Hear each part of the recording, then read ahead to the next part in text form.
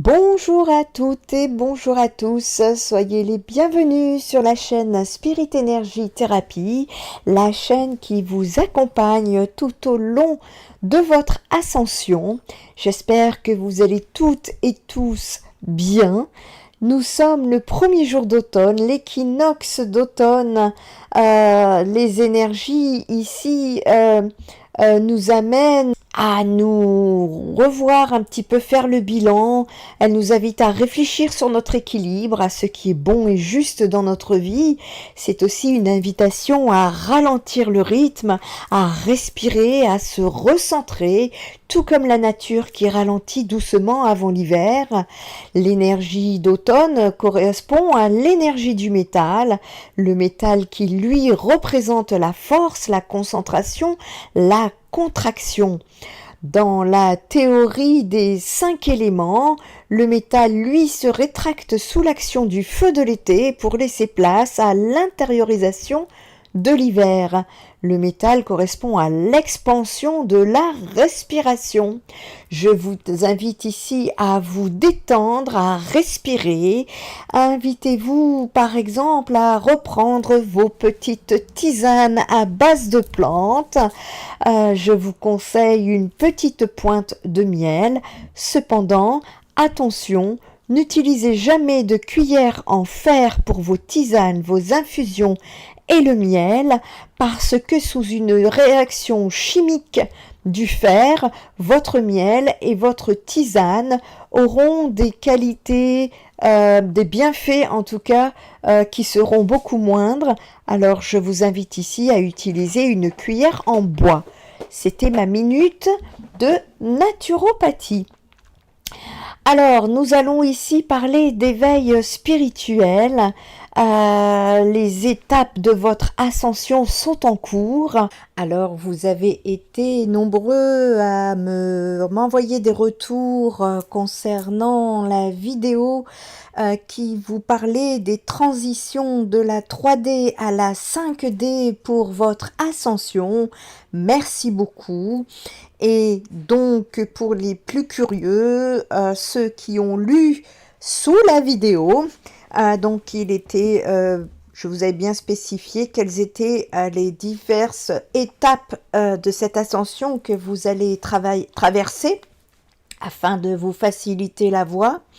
Et donc ici l'idée est de décortiquer justement ces étapes de l'ascension afin de vous apporter un maximum de connaissances. Donc les étapes de l'ascension commencent par l'éveil spirituel, qui est un processus qui commence souvent donc par un élément déclencheur. Ensuite, la seconde étape, nous parlons de purification et de guérison. Ce sont les deux thèmes dont nous allons parler dans cette vidéo-ci. Et puis les thèmes autres en ce qui concerne les étapes, les étapes de votre ascension sont l'alignement avec le soi supérieur, l'expansion de la conscience et l'ancrage dans la 5D. J'espère avoir suffisamment de temps pour vous préparer ce travail. Alors, j'espère que vous allez bien, soyez installés bien confortablement et l'idée ici par la suite en ce qui concerne la guérison de vos blessures, la guérison de vos blessures, donc tout ce qui est blessure d'âme, est-ce que nous allons voir les mémoires transgénérationnelles, karmiques, eh bien je vais vous préparer un soin énergétique qui sera lié avec cette vidéo dans une seconde vidéo. Je pense que ça sera la vidéo suivant cette vidéo-ci, ma chaîne YouTube, et de manière à ce que, voilà, cet accompagnement que je souhaite le plus complet possible puisse vous apporter des aides, des outils, des appuis, un soutien indéfectible de ma part, et je vous souhaite à toutes et à tous un bon travail d'ascension. L'éveil spirituel, c'est un processus qui commence souvent par des événements. Ça peut être déclenché par une crise personnelle, ça peut être une expérience de mort imminente, un accident, la méditation ou simplement une quête intérieure de sens. Et par là, vous allez également passer par des étapes de purification et de guérison, c'est-à-dire qu'une fois que vous serez éveillé, il sera crucial pour votre ascension de vous purifier et de guérir vos vieilles blessures émotionnelles, vos croyances limitantes et les attachements matériels également. Et à cela, vous pouvez inclure des pratiques de méditation, de yoga, de soins énergétiques ou de thérapie brève. Nous allons ici justement discuter de tout ce qui a un rapport avec vos 5 blessures de l'âme, comment les comprendre, comment les guérir, en tout cas comment comprendre et guérir ces processus d'incarnation de vos contrats d'âme. Ce sont les 5 blessures, les mémoires transgénérationnelles, les mémoires karmiques, les mémoires d'enfance et les schémas répétitifs dont nous allons ici parler. Nous allons reprendre un petit peu le processus de votre éveil spirituel. Alors l'éveil dit spirituel, c'est un sujet qui est bien d'actualité, c'est une période durant laquelle on traverse de grands bouleversements intérieurs. Ne pas comprendre ce qui nous arrive à ce moment-là peut être source de frustration, de colère, de désarroi et de peur, puisque le mental, lui, ne retrouve plus ses repères habituels. Et voici ici les principaux symptômes de l'éveil spirituel. Vous pouvez avoir le sentiment d'être quelqu'un de nouveau, d'avoir un nouveau regard, le regard qui ne se fait plus avec un mental, mais avec le cœur et l'âme. Vous pouvez avoir un intérêt pour des questions existentielles. La personne est alors prête à écouter qui elle est réellement et à prendre conscience de sa propre identité. Vous avez une perte d'intérêt pour des choses ou des activités superficielles. Un éveil de conscience correspond avec une hausse de taux vibratoire et une ouverture d'esprit. Un besoin viscéral de comprendre la vérité, une recherche de sens dans ce que vous faites, difficile de se mentir, on cherche alors à s'impliquer davantage dans ce que l'on fait afin d'être fidèle à ce que l'on est. Vous avez une difficulté à entreprendre une routine qui ne vous convient plus, des périodes d'insomnie ou de grande fatigue plus récurrentes, une perte d'intérêt pour le conflit et les mésententes. Vous avez un besoin d'apporter votre contribution au monde, de vouloir prendre part à la création de choses nouvelles. Vous vivez une période de ce qu'on appelle éveil spirituel. Il est important de bien comprendre que ce voyage d'éveil spirituel va vous emmener vers la découverte de votre moi intérieur que vous avez oublié. Vous serez donc amené également à passer par toutes vos blessures. Vous serez amené donc à tenter de les guérir, de les purifier pour pouvoir laisser ensuite de la place à votre esprit créatif. Dans ces moments-là où vous pouvez toucher le fond, il ne vous restera plus personne à accuser et plus rien à vous justifier. Et ainsi, c'est à ce moment-là précis que vous vous en remettrez à vous poser des questions et à demander des réponses sincères, des réponses à Dieu ou toute autre puissance plus grande que vous. L'éveil de soi ne consiste pas à se changer soi-même, mais à changer sa façon de penser envers soi-même. Vous êtes une âme qui a un corps et votre esprit est l'énergie qui anime votre corps. Selon le désir de votre âme ou selon les désirs de votre corps, vous réagirez. Les désirs de votre âme sont des états d'être, tandis que les désirs de votre corps sont des désirs de biens matériels ou des sensations corporelles.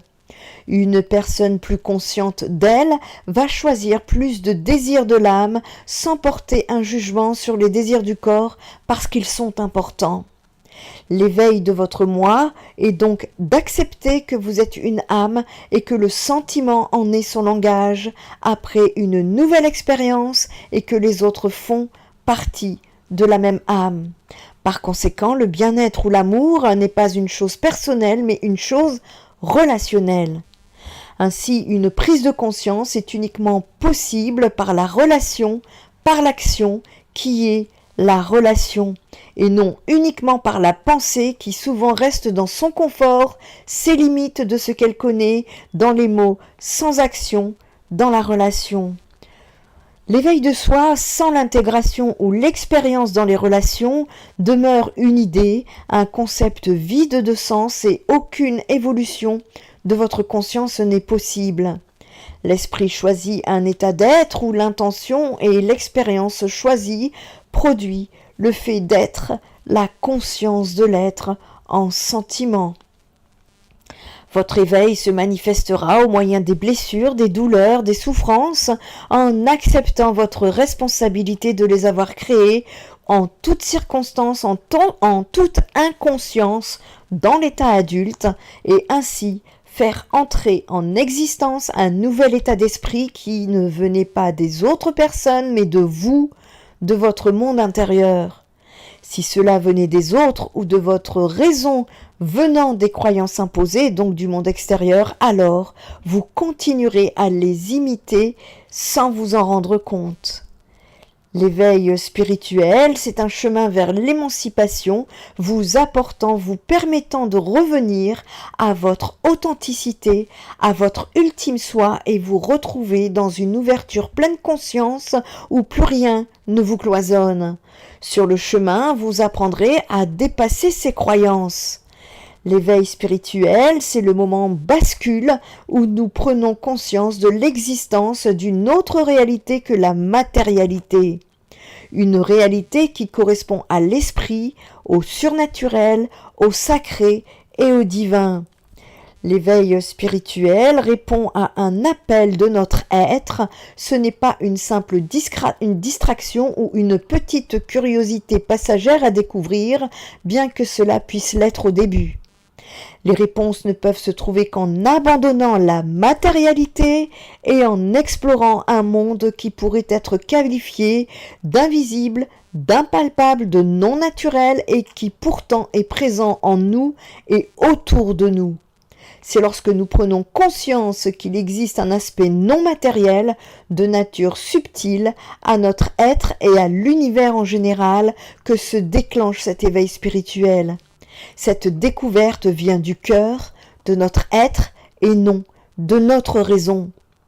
L'éveil survient lorsque nous comprenons que nous sommes aussi un esprit et non un simple corps physique. Il existe un plan supérieur immatériel, lumineux et bienveillant avec un ou plusieurs divins.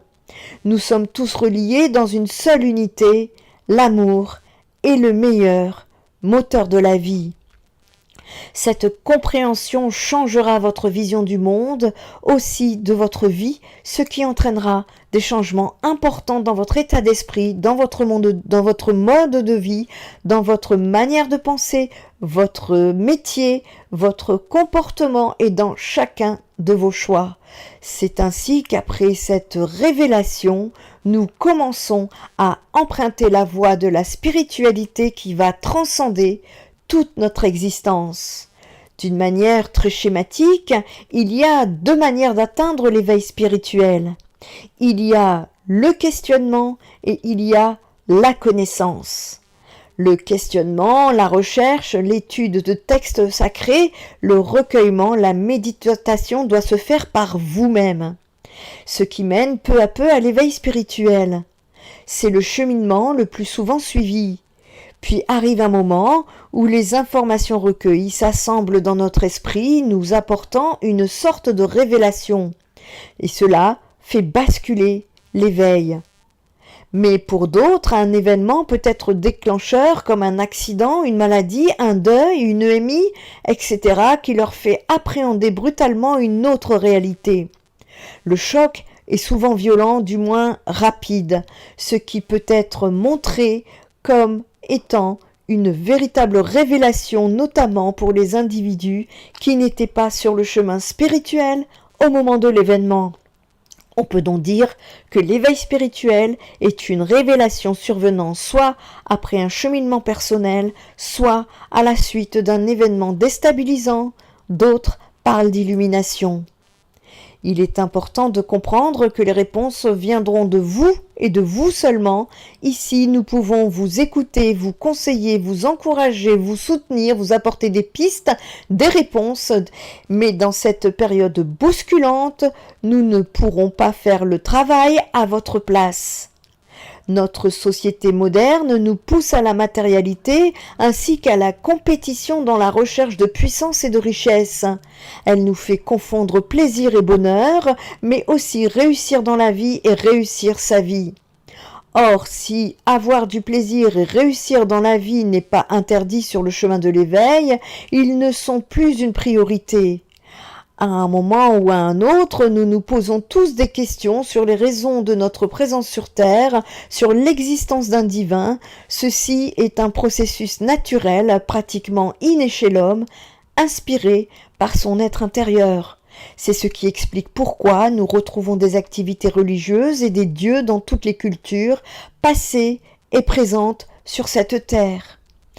Une fois ce processus enclenché, ce questionnement lancé, commence la recherche personnelle dont nous avons parlé. Cette démarche nous demande d'ouvrir notre esprit et à de nouveaux paradigmes. Le chemin de l'éveil spirituel est une voie personnelle comme nous l'avons dit. Aussi, y a-t-il autant de chemins que d'individus? Autrefois, les religions s'étaient imposées aux populations.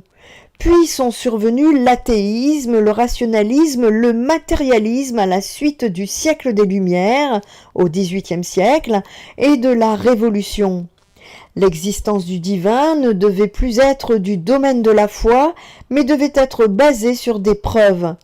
L'homme s'est retrouvé déifié parce que, avec sa science et sa technologie, il devenait l'égal d'un dieu. Des libres penseurs ont exprimé leur propre compréhension sur l'existence du divin et du sacré. Dans cette idée s'est développé le courant New Age, prônant une approche spirituelle individuelle. À partir de là, de nombreux mouvements se développèrent comme l'humanisme, le néopaganisme, la spiritualité laïque, etc. L'étude de ces courants peut faire partie de notre recherche afin de prendre connaissance de leur point de vue et de leur expérience. L'éveil spirituel permet de retrouver notre nature véritable, notre être véritable. Ce processus n'est possible qu'avec l'effacement progressif de l'ego. En effet, en développant notre spiritualité, nous mettons en place de nouveaux sentiments comme l'intégrité, la justice, la bonté, l'altruisme, la compassion, le partage, etc., qui sont bien éloignés, si ce n'est opposés, de l'ego et de l'égoïsme. Cependant, une certaine dose d'ego demeurera parce qu'elle est importante et utile dans la vie des individus, mais celui-ci n'occupera plus la place prépondérante qu'il a souvent aujourd'hui. Alors, quels sont les signes d'un éveil spirituel et quelles en sont les étapes ? Lorsque nous avançons sur la route de la spiritualité, nous comprenons qu'il existe un plan supérieur, immatériel, qui nous dépasse. Nous explorons le monde avec de nouveaux yeux. Notre paire de lunettes. Nous avons ainsi l'impression de le redécouvrir dans toute sa splendeur et nous distinguons que tout est lié et ne forme qu'une seule unité. Ces éléments s'intègrent peu à peu dans notre esprit, transformant notre manière de vivre. Par exemple, nous développons de nouveaux centres d'intérêt, nous changeons nos comportements comme l'envie de bien faire, d'aider les autres et de développer notre être véritable et qui deviennent des éléments essentiels qui gouvernent notre existence. Il y a également l'instant présent qui est privilégié, ce qui porte à l'émerveillement. Nous devenons plus sensibles aux attentions et aux cadeaux que la vie nous apporte. Nous avons conscience d'être au bon endroit, au bon moment. Les potins et les informations transmises par les médias présentent moins d'intérêt pour vous. La superficialité n'a plus sa place, l'authenticité étant privilégiée. La richesse, le succès et le pouvoir ne sont plus recherchés pour ce qu'ils sont. À la rigueur, peuvent-ils être utilisés pour aider les autres. Le respect des autres et de l'environnement se développe. Les instants de solitude dans le recueillement ou la prière sont recherchés. Les conflits et la violence sont évités dans un esprit de compréhension et de tolérance. La confiance dans la vie et dans le divin se développe avec le sentiment de vivre dans une unité qui nous transcende. Nous ne nous sentons jamais seuls. L'amour se développe peu à peu dans notre être et guide notre conduite. L'éveil est une voie solitaire, mais sur notre route se trouvent toujours des personnes qui vont l'éclairer. Cela peut être religieux, ça peut être un auteur, un thérapeute, un psychologue, une personne étrangère, un conférencier qui va nous pousser à nous interroger sur les mystères de l'existence ou qui va répondre à certaines questions que nous nous posions quelquefois à son insu. En fait, ce n'est pas la technique qui est la plus importante, les livres, les conférences, les thérapies, la psychologie, les soins énergétiques, etc. C'est la valeur personnelle de l'individu qui la pratique. Cependant, la levée de croyances, la solution de conflits et l'élévation vibratoire peuvent constituer une aide intéressante sur le chemin de l'éveil. Le véritable maître n'est pas celui qui donne toutes les réponses de manière péremptoire, parce qu'alors il enferme son élève dans sa vision personnelle, généralement déformée par le prisme de ses propres croyances. Le vrai maître est celui qui pose les questions de manière à éveiller l'élève et lui donner le goût de rechercher ses propres réponses par lui-même. Pour atteindre l'éveil, il faut être prêt à changer, à modifier ses paradigmes, à développer des pensées élevées, à vouloir s'améliorer, à aider les autres. Tout cela ne se fera pas en un jour, mais peu à peu sur le chemin de la vie. Quelques attitudes favorisent l'éveil spirituel, comme la recherche de connaissances, comme nous l'avons évoqué, vivre également le moment présent afin de profiter pleinement de la vie et de prendre en considération ses merveilles et tout ce qu'elle fait pour nous. Il y a le non-jugement des autres et des situations en se mettant dans un esprit de tolérance et de compréhension. Il y a l'intégrité qui est une attitude clé qui doit dominer dans nos comportements. Il y a la méditation qui est à privilégier, quelques minutes suffisent par jour, son apprentissage est simple et rapide. Il y a la prière pour les croyants qui constitue toujours un moment magnifique dans un face-à-face avec le divin. Il y a l'écoute de son être ou de son cœur, ce qui est la même chose, et qui nous parle à travers des synchronicités, les ressentis, les intuitions, les situations, etc. Il nous indique les directions et les choix que nous devrions prendre. Les moments de recueillement dans le calme et la solitude sont également propices à nous mettre en contact avec notre être intérieur. Également les pensées élevées, faites de compassion, de compréhension, de partage, d'altruisme, d'équité, de tolérance, etc., pour ne pas dire amour, ces pensées doivent dominer toutes vos paroles et vos actions. Nous pourrions résumer en disant que pour développer sa spiritualité, il suffit de mettre l'amour et le divin au centre de notre vie. Le reste se place ensuite tout seul. Il existe deux voies essentielles pour atteindre donc l'éveil spirituel, c'est la connaissance et l'introspection. Il est conseillé d'utiliser ces deux cheminements de façon simultanée. Pour la connaissance, alors ici à Spirit Energy Therapy, il a été convenu de vous apporter la connaissance, par exemple, plutôt que d'effectuer des guidances. C'est ainsi que j'ai pris décision parce que je voulais au départ vous faire des guidances et j'ai été guidée à vous amener sur les voies de la connaissance parce qu'elles ne m'appartiennent pas qu'à moi toute seule.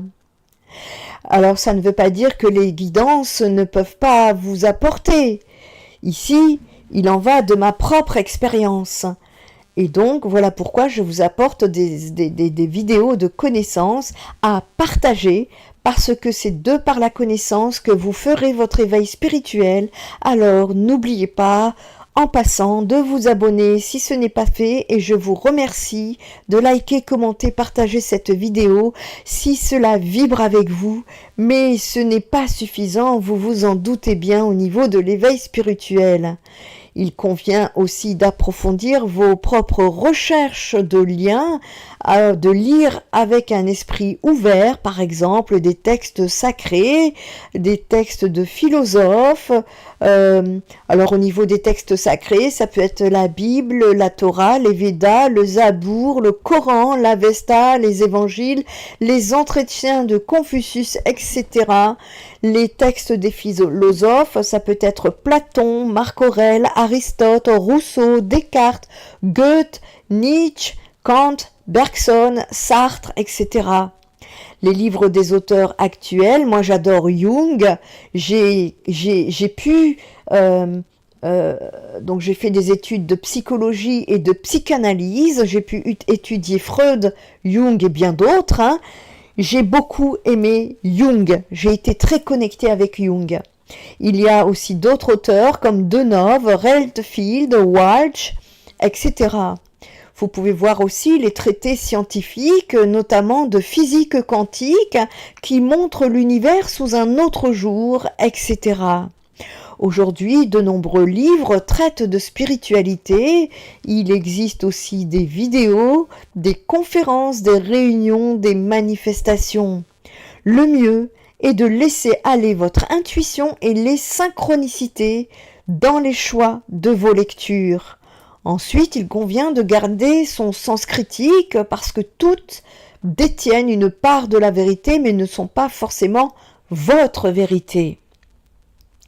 À la connaissance, donc, s'ajoute également l'introspection simultanément lors de votre éveil spirituel qui se développe avec le recueillement, la méditation, la prière, le développement d'activités artistiques, l'observation de la nature et de la vie. Car la vérité est en nous. Elle est accessible à tous, du plus humble au plus érudit. L'écoute de notre cœur confortera l'apprentissage fourni par la lecture des textes en indiquant ce qui vous semble le plus juste. La connaissance est toujours intéressante sur la voie de l'éveil. La lecture des textes sacrés et des écrits des grands philosophes nous permettent d'obtenir des éclairages sur différents aspects de la spiritualité auxquels nous n'aurions pas forcément pensé. Elles nous permettent de comprendre le sacré et de nous approcher des principes divins. Cependant, si la connaissance est souhaitable, elle peut parfois nous embrouiller l'esprit parce que les points de vue peuvent être discordants. C'est pourquoi il est important de toujours les écouter avec votre cœur et non votre ego. Lui seul connaît la route vers le divin.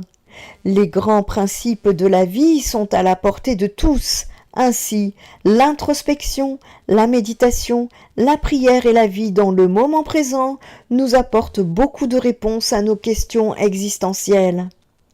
L'éveil est le chemin que nous suivons en développant notre spiritualité. Elle nous apporte de la joie et du bonheur. Nous ne nous sentons plus seuls, mais reliés à tout ce qui nous entoure et au monde céleste. Ce dernier nous prodigue un amour inconditionnel que nous ressentons lors de nos méditations, nos recueillements et nos prières. Cela nous apporte un bonheur indescriptible.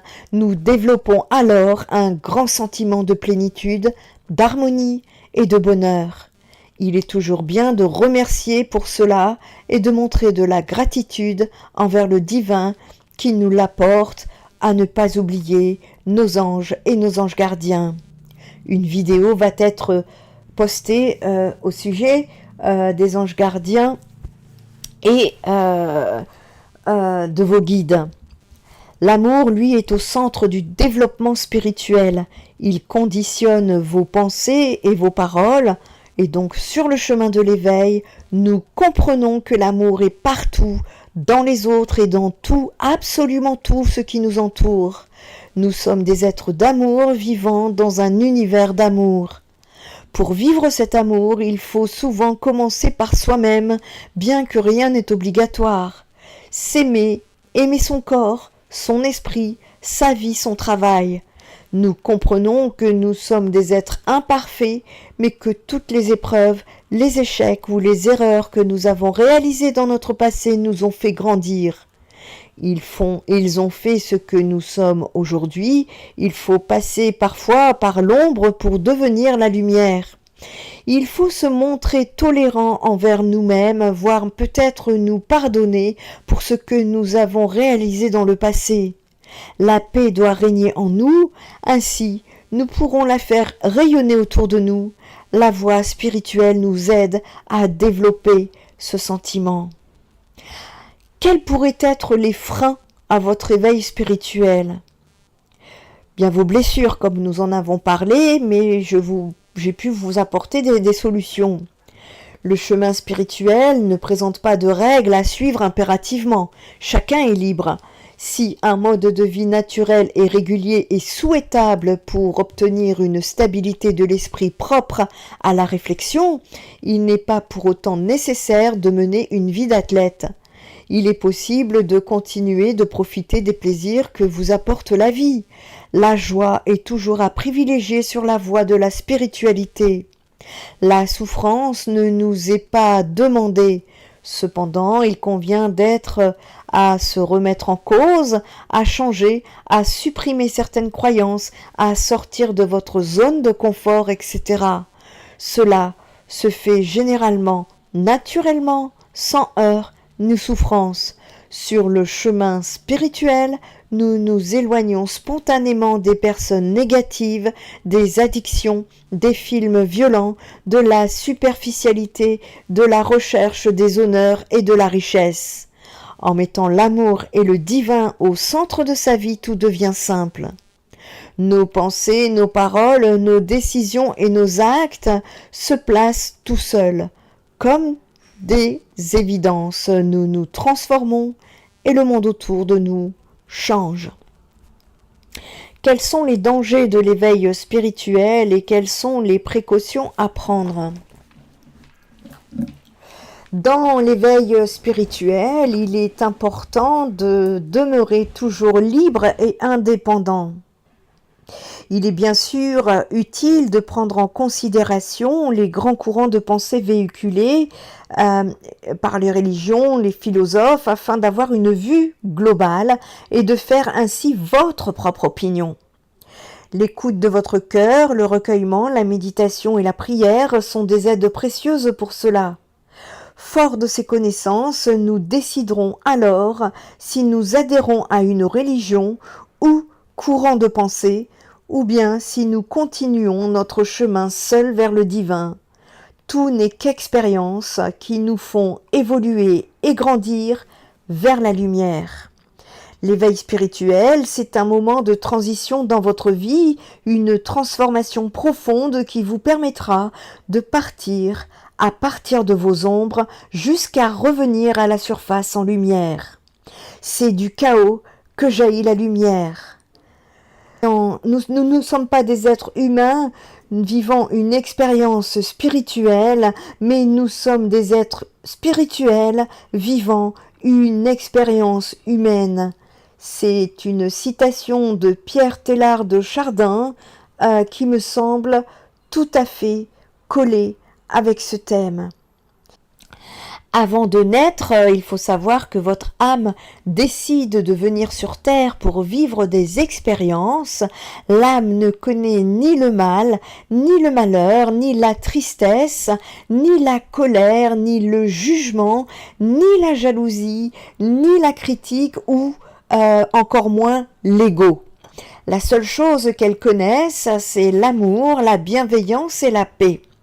Cependant, à son arrivée sur Terre, sa mémoire est effacée. Elle doit donc expérimenter la tristesse pour connaître la joie, et ce pour tout ce qu'elle va expérimenter, c'est ce qu'on appelle la dualité. Avant de partir sur Terre, l'âme établit un plan pour savoir quel chemin elle va devoir prendre, puis elle choisit des compagnons de route, des voyageurs à qui elle donne des consignes et qui la retrouveront plus tard. L'âme, elle, met dans ses bagages tout un tas de choses qu'elle a choisi de porter sur son dos et qui, une fois mis, deviennent invisibles, ce qui lui fera oublier pourquoi elle ressent qu'elle en a plein le dos. Pendant les préparatifs, l'âme choisit une ou plusieurs blessures entre l'abandon, le rejet, la trahison, l'humiliation et l'injustice, blessures qu'elle devra vivre et expérimenter lorsqu'elle sera arrivée sur Terre. Elle choisit ses parents, qui bien souvent sont les premiers à lui faire vivre la blessure qu'elle a choisi d'expérimenter. Elle choisit également plusieurs personnes pour vivre toutes ces expériences. Toutes ces personnes l'aideront toujours. Or, ces personnes mettront parfois un costume de méchant, car c'est en découvrant la tristesse que l'on comprend la joie. D'autres n'auront pas de costume car ils seront là pour lui donner la main. En revanche, chaque personne aura son importance. Toutes ces personnes mettront en lumière ses parts d'ombre et ou lumineuses afin qu'elles puissent se rappeler ce qu'on appelle l'effet miroir. Une fois qu'elle sera sur Terre, ce que l'on appelle incarnation, sa mémoire sera effacée, elle ne se souviendra plus de tout ce qu'elle a décidé de venir expérimenter, elle recevra des messages cryptés au fond d'elle, elle connaît leur signification mais ne se rappelant pas, elle aura parfois de la difficulté à les comprendre. De ce fait, elle revivra des situations, des relations, des schémas, jusqu'à ce qu'elle décrypte le message et qu'elle comprenne que c'est un indice pour se libérer de ses bagages et de retrouver la mémoire pas à pas, car le but de ce voyage est de réussir à se souvenir qu'elle est joie, amour, paix et bienveillance uniquement. Un peu comme dans un jeu vidéo où l'on gagne des vies et qu'on accède à un niveau supérieur. Chacune de ces escales lui permettra de se libérer, de se rappeler et de passer à un niveau supérieur. Chacune de ces escales lui permettra de se libérer, de se rappeler et de passer au niveau supérieur, afin qu'elle puisse profiter du voyage avec de plus en plus de légèreté, tout en se reconnectant à son enfant intérieur. Parmi ses pouvoirs magiques, elle aura ce que l'on appelle le libre arbitre. C'est son plus grand pouvoir. Elle ne s'en souvient pas non plus, elle pensera parfois ne pas avoir le choix, de ne pas avoir le choix reste un choix. Là d'où elle vient, le paradis et l'enfer n'existent pas. C'est une croyance de l'homme qui se vit uniquement sur terre. Elle aura le choix de faire de sa vie un enfer ou un paradis sur terre. Certaines âmes n'arrivant pas à se rappeler subissent, elles, toute leur vie. Elles se mettent alors en pilote automatique et leur vie n'a pas vraiment de sens. Elles vivent sans cesse les mêmes schémas répétitifs, restent dans leur rôle de victime et rejettent toute responsabilité. Elles vivent alors l'enfer sur terre. Au fond d'elle, l'âme sait qu'elle vient de l'univers du tout est possible. Plus elle s'éveillera et deviendra consciente, plus elle se rappellera et plus libérera en elle, et alors sa plus belle expérience de vie, elle vivra. Cette âme pourra démarrer un nouveau voyage en illimité en ayant à chaque fois la mémoire effacée. En revanche, tous les voyages qu'elle aura faits resteront gravés en elle. Son savoir, ses expériences, ses douleurs et ses blessures, on appelle ça les vies antérieures. À chaque nouveau voyage, elle recevra également à ce niveau-là des mémoires de la famille qu'elle a choisie. C'est ce que l'on nomme le transgénérationnel. Ces mémoires cellulaires feront partie d'elle jusqu'à ce qu'elle s'en souvienne et qu'elle s'en libère, ce qui libérera également sa propre descendance. Lorsqu'elle débute un voyage, la famille, le pays, la culture et l'environnement, voire même la religion qu'elle a choisie, vont la conditionner. Tous ces éléments sont en eux-mêmes remplis de conditionnement. Sa vie sera dès le plus jeune âge conditionnée par une vérité imposée. Elle oubliera de penser par elle-même et limitera son être. De ce fait, elle fera des choix qui ne seront pas toujours justes pour elle, l'âme qu'elle est, car parmi ceux qui l'accompagnent dans son voyage, il y a ce qu'on appelle l'ego. Un personnage créé de toutes pièces par ses conditionnements. Il prendra le pouvoir et au travers du mental, la petite voix qui résonnera dans la tête contrôlera l'âme, l'être. Si l'âme laisse le pouvoir à l'ego, l'être humain qu'elle est venu incarner, qu'elle n'écoute pas son intuition, elle n'écoutera ni son intuition ni sa voix intérieure, alors elle fera des choix pour l'ego et non pour l'âme qu'elle est. Ce qui lui fera découvrir la souffrance, le manque, le besoin de perfection, etc., afin de réussir à rentrer dans les cases qui lui sont proposées, oubliant que de là où elle vient, les cases n'existent pas et que la perfection et la norme sont des créations de la terre faites par l'ego de l'homme qui lui-même a oublié qui il était. Au fur et à mesure de ce voyage, l'âme peut retrouver la mémoire et briser les chaînes qui la retiennent de s'envoler, et ainsi de retrouver son enfant intérieur pur, tout comme l'est un bébé qui n'a pas encore conscience de son conditionnement de l'ego, de ses blessures et de ses souffrances. Cet enfant, qui est encore cette âme pure, n'est qu'amour, joie et bienveillance. Nous allons ici découvrir comment vous pouvez vous libérer, car vous êtes cette âme venue incarner pour vivre cette expérience. En ce qui concerne les mémoires cellulaires, comme nous l'avons vu, votre âme choisit une ou plusieurs blessures avant de partir pour le voyage qu'est la vie.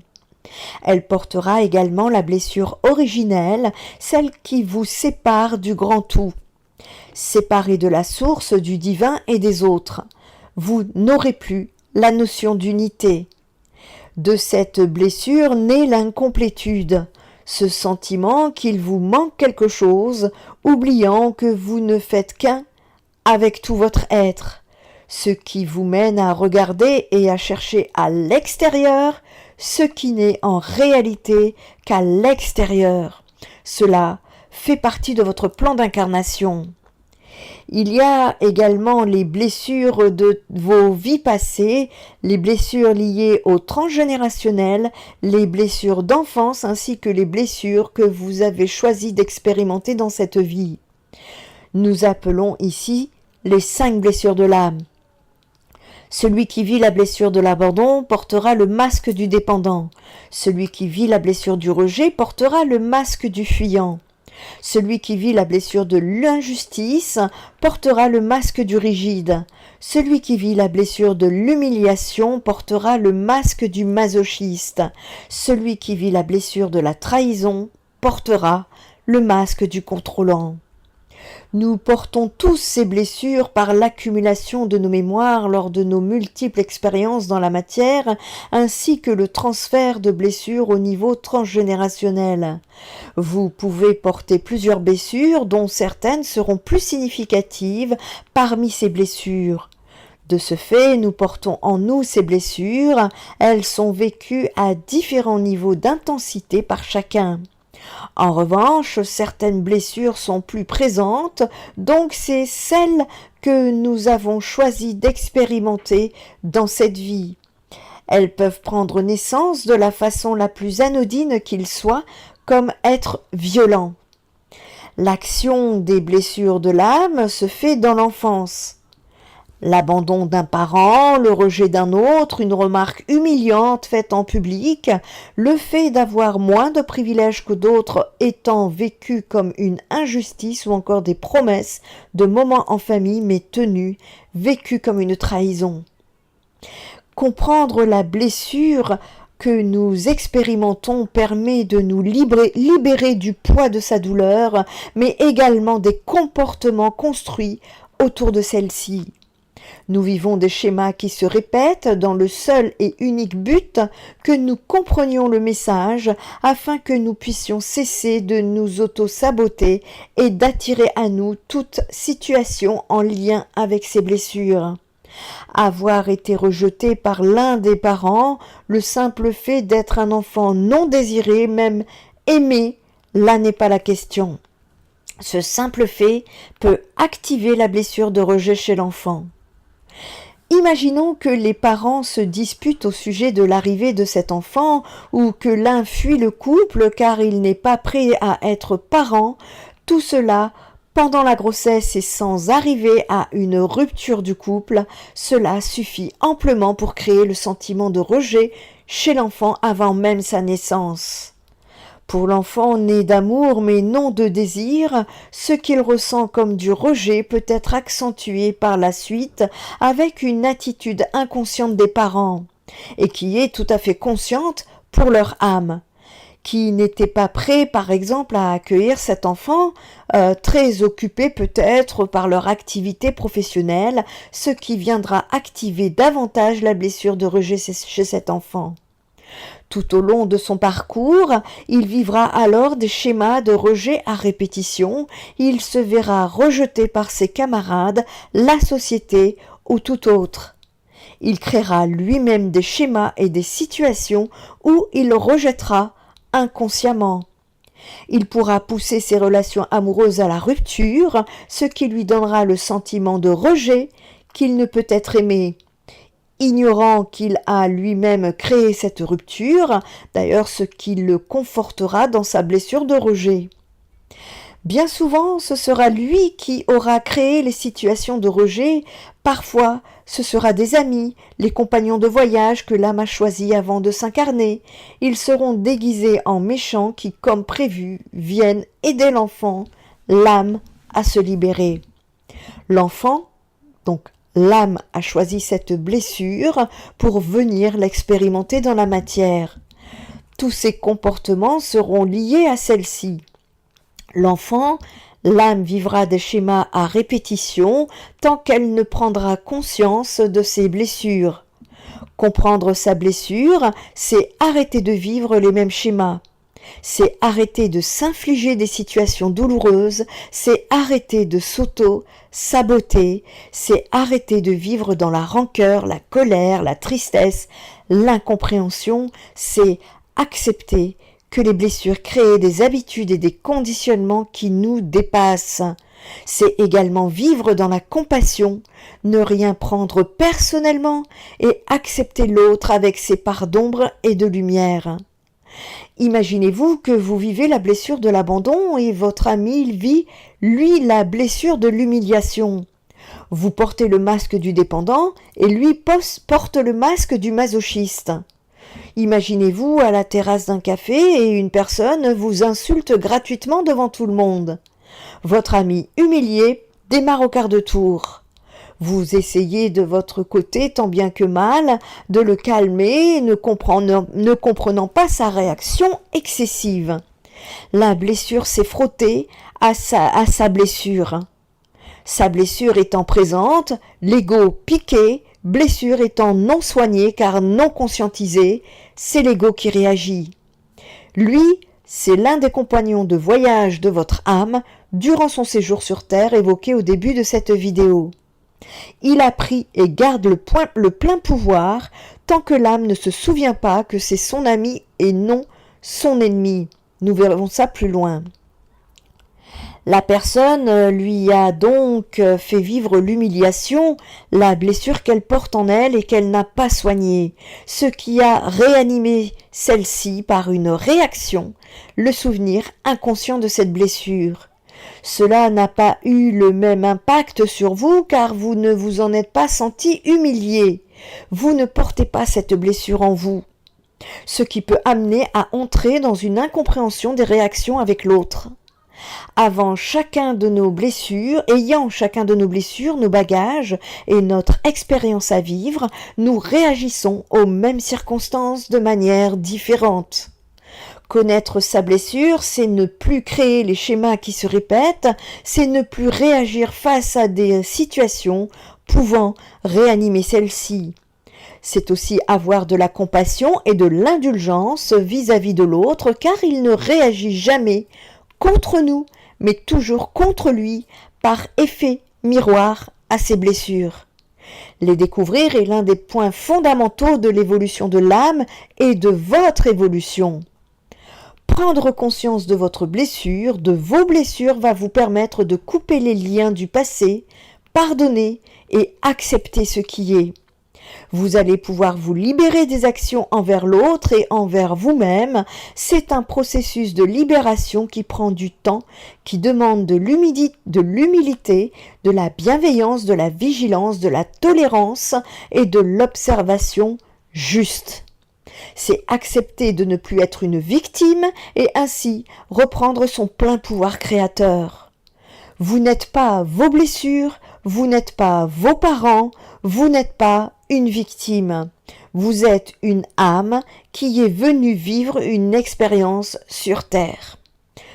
En ce qui concerne les mémoires karmiques, en partant de l'hypothèse que nous ayons la croyance des vies passées sans pouvoir savoir qui nous avons été et ce que nous serons, n'a pas grande importance si ce n'est pour l'ego et le mental ou lorsque nous sommes dans des schémas bloquants.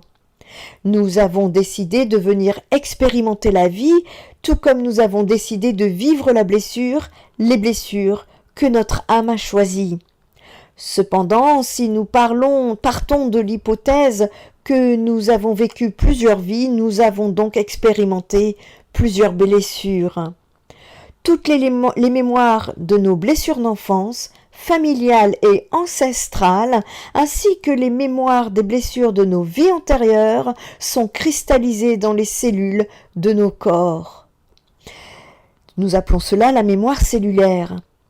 Par conséquent, nous pouvons reproduire des schémas et avoir des peurs dans cette vie qui sont liées à nos vies passées car nous avons la mémoire des blessures de nos vies antérieures. Nos cycles d'incarnation, tout comme l'incarnation même de cette vie, fonctionnent un peu comme un jeu vidéo où nous devons valider l'étape afin d'accéder à au niveau supérieur. De cette manière, une blessure pourrait potentiellement être la même de vie en vie jusqu'à sa libération de celle-ci et ainsi passer ensuite à l'expérimentation d'une autre blessure dans une autre vie, ce qui en fait une blessure soignée mais mémorisée dans vos cellules. D'où le fait que nous soyons tous les 5 blessures de l'âme. Un exemple pour rentrer dans le concret. Nous pouvons ne ressentir certaines blessures qu'à 10% car ce sont des mémoires de nos vies passées.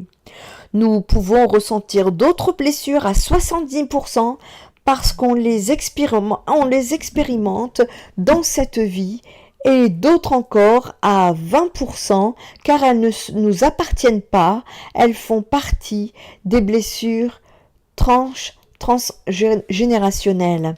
En raison de différentes provenances de la blessure, elle peut être superficielle tout comme elle peut être profonde.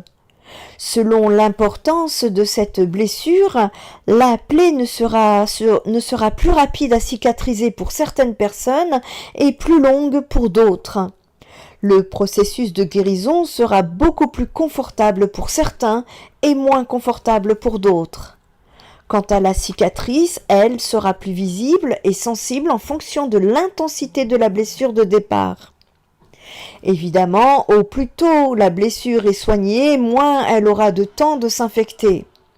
Encore faut-il accepter que nous soyons blessés afin de voir nos blessures et de les soigner, les nettoyer, les purifier pour enfin ne plus reproduire des schémas qui se répètent.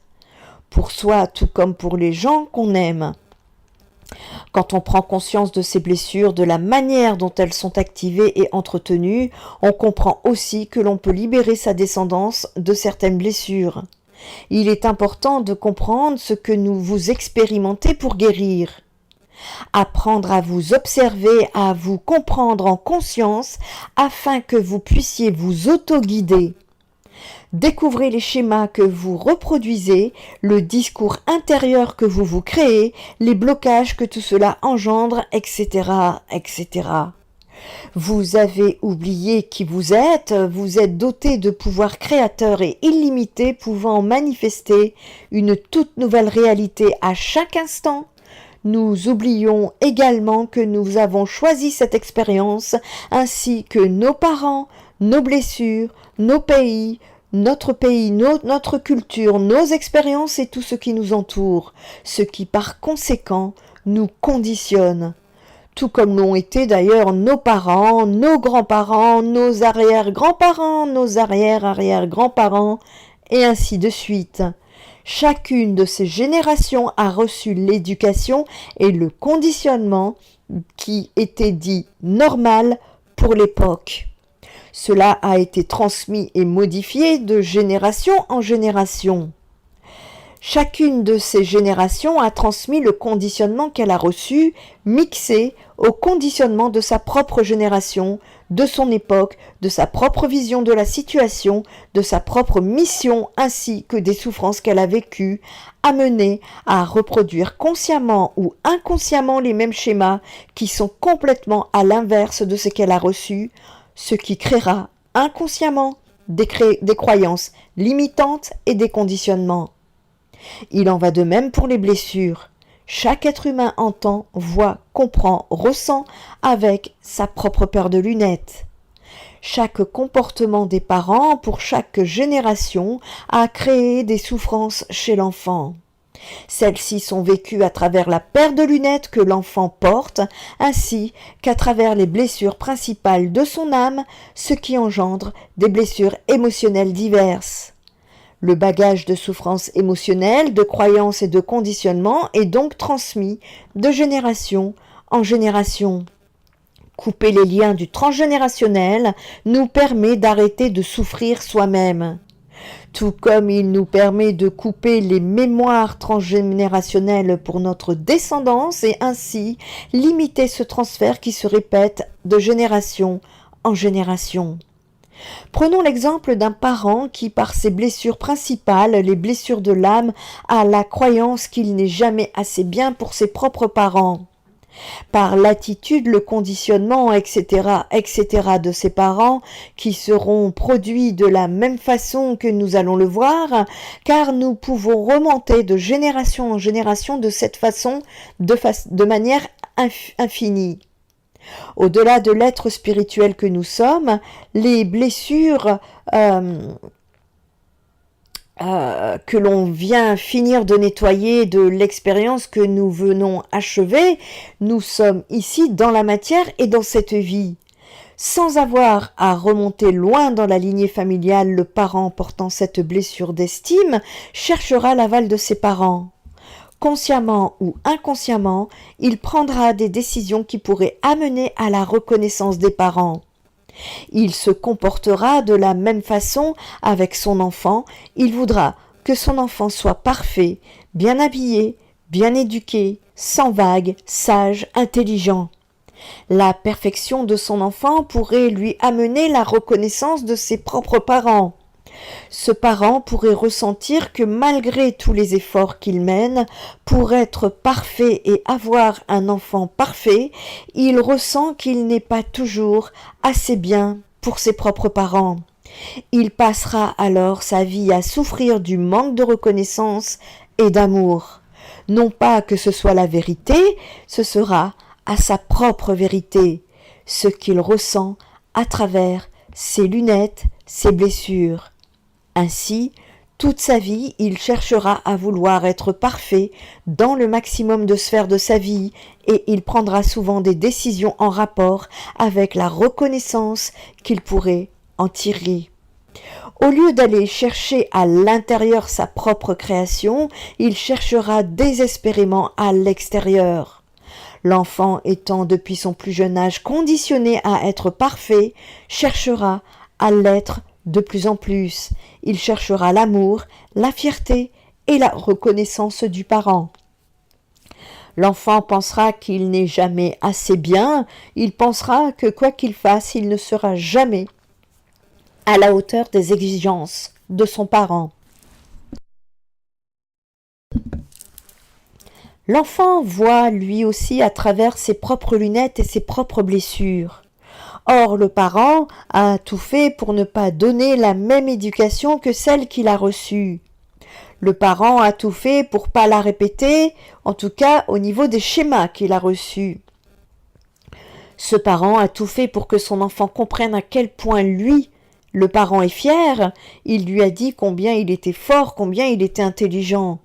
Mais lorsque l'enfant en revenait de l'école avec une bonne note à ses yeux, avec toute sa fierté, le parent lui disait qu'il pouvait mieux faire.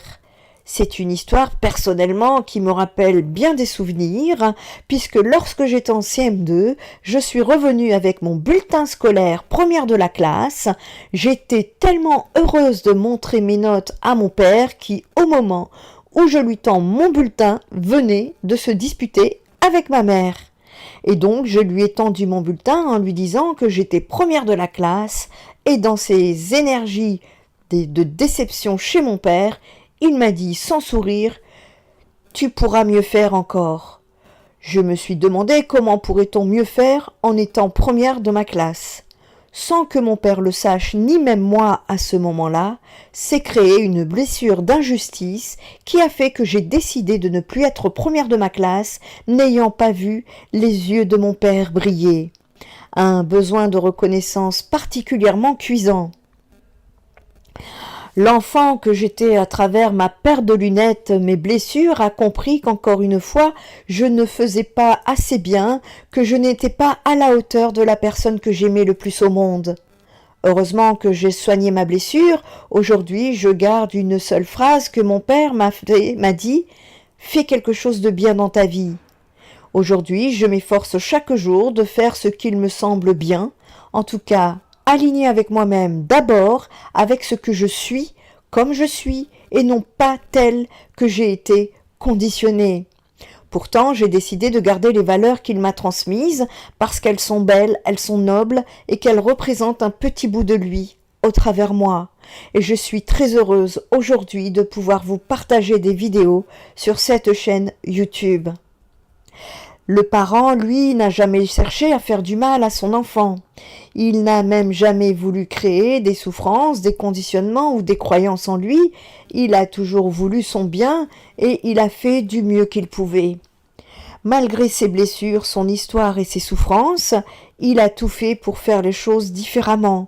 C'est ainsi par l'inconscience et l'ignorance des blessures que nous expérimentons et des schémas que nous créons que l'on transmet une souffrance, une blessure, une croyance, un conditionnement de génération en génération. L'éveil de conscience et le conditionnement nous permettent de comprendre d'où viennent une partie de nos souffrances, de nous en libérer et de couper les liens transgénérationnels pour notre descendance. Faire un travail sur soi nous aide nous-mêmes et toutes les personnes que nous aimons. Ainsi, en faisant ce travail personnel, le parent a compris que ses parents avaient eux aussi reçu un conditionnement rempli de blessures, qu'ils avaient fait du mieux qu'ils pouvaient parce qu'ils pensaient être justes à travers leur paire de lunettes. Que vouloir le meilleur pour son enfant, c'est l'aimer, différemment de ce qu'il voudrait être aimé, certes, peut-être, mais c'est l'aimer quand même. Alors le parent pardonne à ses propres enfants et comprend son enfant, il tente d'ouvrir le dialogue et emprunte la paire de lunettes de son enfant pour voir à travers son regard. Et ainsi il peut se libérer et couper les liens transgénérationnels.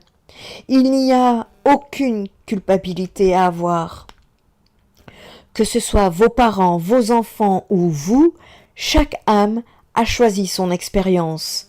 L'âme choisit ses blessures ainsi que ses parents et son environnement afin d'activer ses mémoires pour pouvoir s'en libérer ensuite. Alors oui, le jeu peut paraître tordu, mais c'est ainsi et tout est bien orchestré.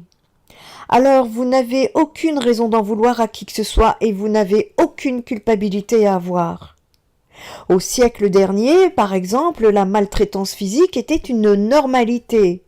La violence faisait partie de l'éducation.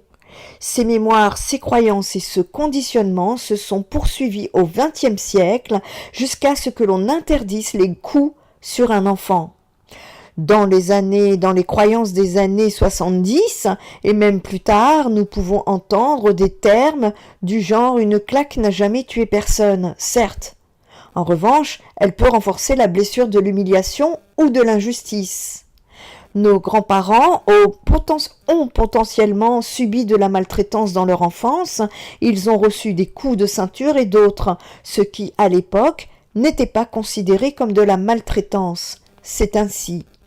Nos parents, eux, n'ont peut-être pas utilisé une ceinture, mais le martinet ou leurs mains, car dans leur conditionnement, il était tout à fait normal de punir par le coup.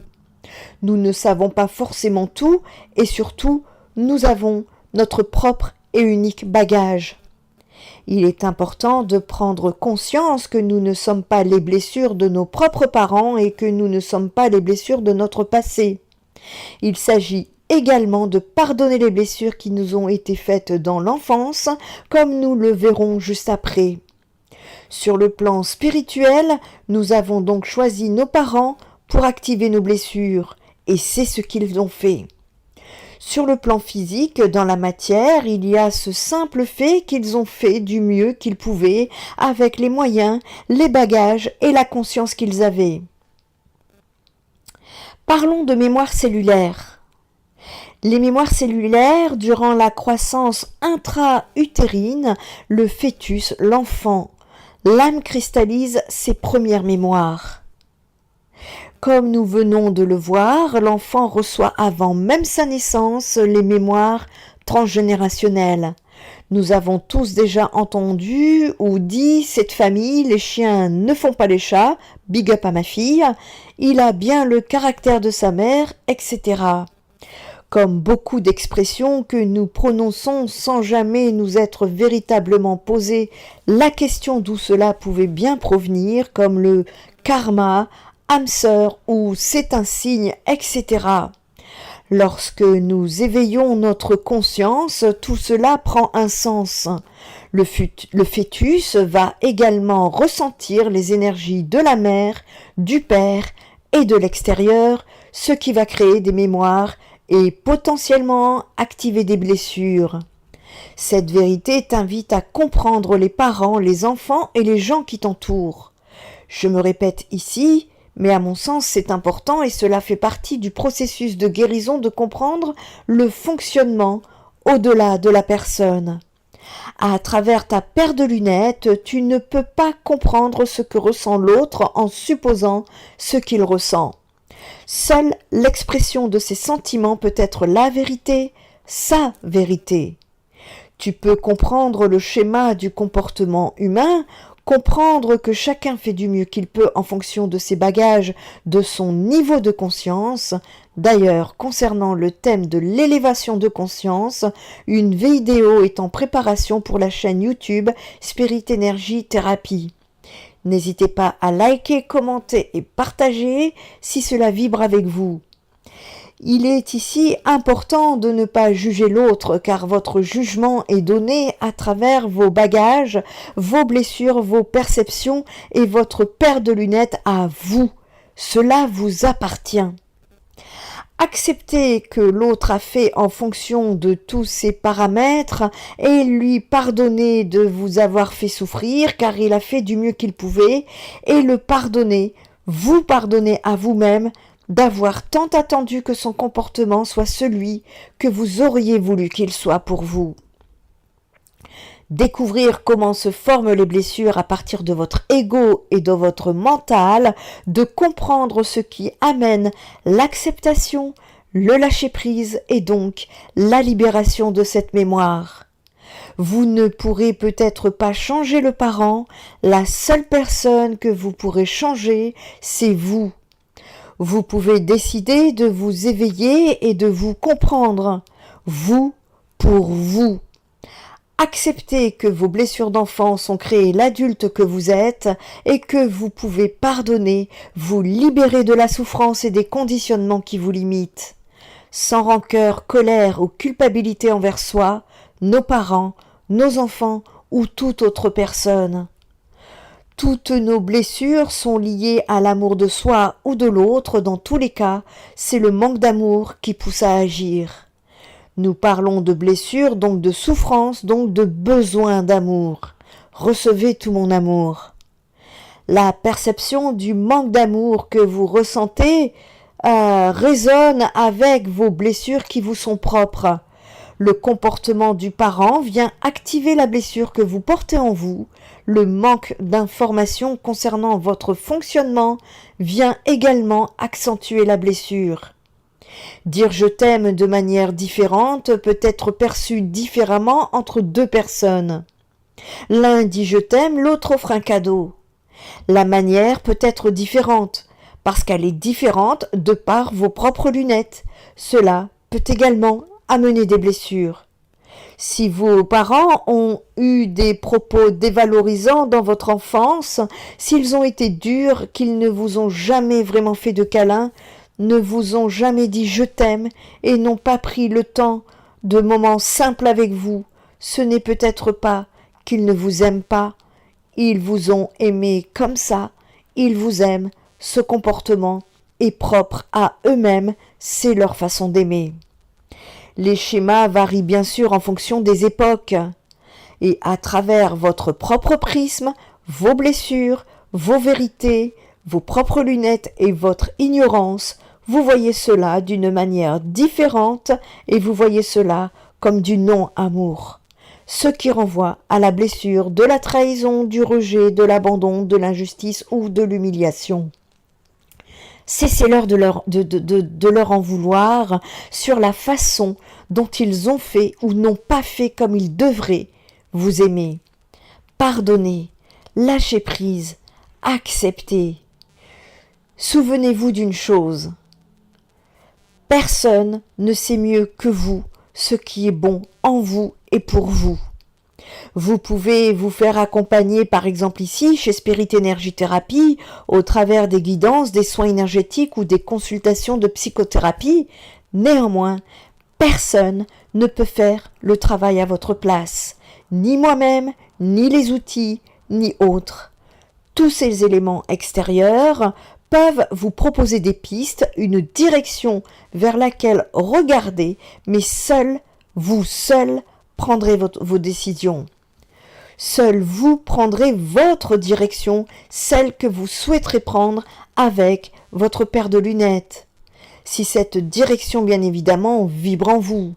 Et je parle ici de la vibration de votre âme et non celle de votre ego, bien sûr, parce que votre ego, lui, peut être amené à vous mentir, d'où l'intérêt d'apprendre à connaître chaque partie de vous ainsi que de votre fonctionnement. Je vous propose ici un exercice. Prenez note. Qu'est-ce qu'il s'est passé dans les premiers mois de votre vie? Connaissez-vous les blessures de votre âme? Quand est-ce que vous portez un masque? Le masque du contrôlant, du fuyant, du dépendant, du rigide ou du masochiste? Quels sont les schémas qui se répètent dans votre vie? Qu'est-ce qui vous met le plus souvent en réaction? Quelles sont les situations qui vous font le plus souffrir? Qu'est-ce qui vous met dans une situation de réaction? Afin de partir à la découverte de vous-même, je vous invite ici à répondre à ces questions au quotidien. Vous pouvez prendre des notes dans un cahier dans lequel vous répondrez chaque jour aux questions et noter vos ressentis et vos prises de conscience en fonction des situations que vous pourrez être amené à vivre. Il faut savoir ici que les maladies non soignées peuvent entraîner aussi des maladies à votre corps. Cela peut être des maladies spirituelles ou des maladies physiques. C'est un moyen d'expression que votre corps vous envoie. Il est encore temps de soigner vos blessures et de reprendre votre pouvoir. Je vous souhaite une très belle guérison au travers ce chemin d'éveil spirituel en vue d'une très belle ascension. Au niveau ascension d'ailleurs, les guides vous disent que cela vaut la peine d'être vécu, mais que la récompense, vous ne la voyez pas encore, et que parce que vous êtes en plein travail.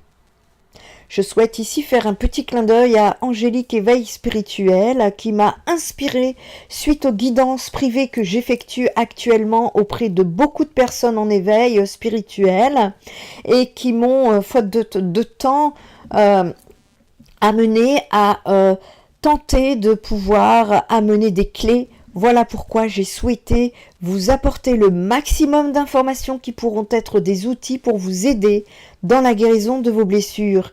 Je fais également un clin d'œil au docteur Luc Baudin, auprès de qui j'ai été formée aux techniques de soins énergétiques et de guérison qui ont changé ma vie. J'ai aujourd'hui de l'énergie à revendre et c'est ce que je vous partage.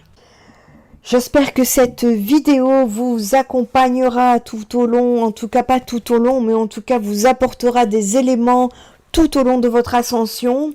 Je vous souhaite en tout cas à toutes et à tous de guérir vos blessures, d'être connectés à l'amour, en amour et pour l'amour, d'abord pour vous et ensuite pour l'humanité. N'hésitez pas si vous avez besoin d'aide au travers une guidance, un soin énergétique ou un soutien psychologique. Vous pouvez visiter le site spiritenergiethérapie.fr qui vous apportera toutes les compétences, les bonnes coordonnées, ainsi que toutes les prestations qui vous sont proposées pour vous accompagner dans cette ascension. Prenez bien soin de vous, des autres et de la planète. Spirit Energy Thérapie, ta guérison commence ici.